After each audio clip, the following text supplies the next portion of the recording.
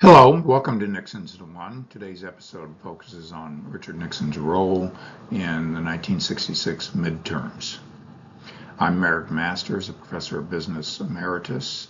You can find me at my YouTube channel.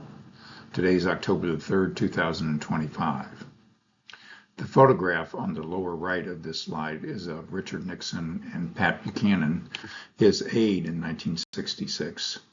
In the jet they had rented to campaign on behalf of Republican candidates in that pivotal year to Nixon's recovery to win the presidency. Nixon attended a gridiron dinner that Johnson showed up to unexpectedly on March 12, 1966, and at that dinner, Johnson invited Nixon to meet him the next morning at the White House. Nixon met Johnson, who was in bed nursing a cold during that meeting, and they talked about Vietnam, China, and the upcoming midterms. Nixon said, "I know you will understand and not take any criticism I make on the issues as being directed personally at you." LBJ responded, "I know, Dick, we politicians are just like lawyers who get together for a drink after fighting each other like hell in the courtroom." The Birdwatchers, an informal group of Nixon advisors, met at the Metropolitan Club, photographed here in New York City on March 20th, 1966.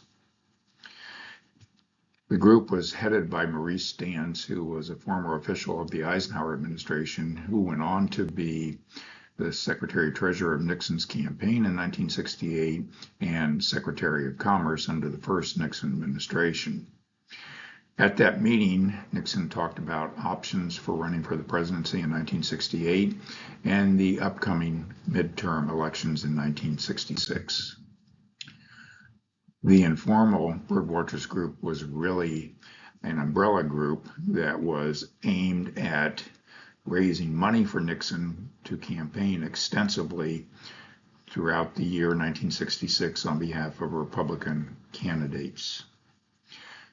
The committee, through its subsidiaries, raised $70,000, which was infused with an additional $30,000 from the Republican Congressional Campaign Committee. Nixon, in September through November, campaigned in 36 days in 29 states. The jet that was photographed earlier was actually one used in the filming of Goldfinger, one of the James Bond episodes that came out in the 1960s. Nixon had honed his arguments against President Johnson and made Johnson one of the major issues of the campaign, that is, his so-called failed leadership, which Nixon criticized heavily. On September the 23rd, 1966, campaigning in Oklahoma, Nixon said, "Let us launch a diplomatic, economic, and military offensive to end the war in Vietnam without appeasement. Let's stop Johnson's war against prosperity and launch a war against inflation. Let's cut the federal budget so that millions of Americans can balance their family budgets." Nixon also campaigned on the issue of law and order in 1966. There emerged during this time period Nixon's views on what became the Southern strategy. In 1966, Nixon wrote a column which appeared on May 8, 1966, that said, "The 1966 elections will be one of the most significant political news stories of the decades." He posed rhetorically, how can Republicans build the party of the future in the South?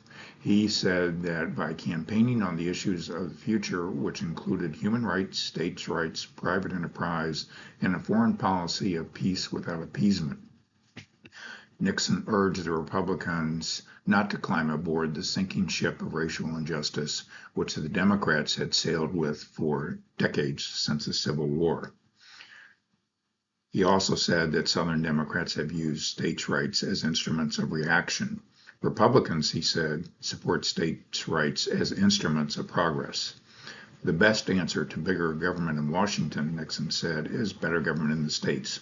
He wanted the southern states to make certain that their states had lower taxes to encourage businesses to locate there so that it was less costly and that they would help the area develop economically and become then part of a resurrection of the South as an aspect of the Republican Party and foment a genuine two-party system in that region. Nixon boldly forecasts that the Republicans would make significant gains in 1966 to reverse the losses they suffered during the Goldwater debacle in 1964. Nixon criticized Johnson's communique on peace developments in Southeast Asia, which was issued from Manila on October 25, 1966, and held a press conference after his return on November 4, 1966, in which a reporter asked him to comment on Nixon's criticism. The president said, "I would be glad to comment on the communique, but I do not want to get into a debate on a foreign policy meeting in Manila with a chronic campaigner like Mr. Nixon." Nixon responded pointedly to Johnson's attack and said that he would address it as he did in a nationwide address financed by the Republican Party on November 6, 1966. In it, he said that he will answer the attack President Johnson had leveled against him.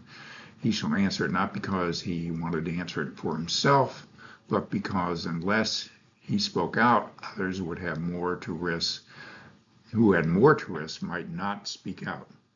He went on to say that he wanted to speak to the American people as a whole, even though he was speaking on behalf of the Republican Party officially in this address.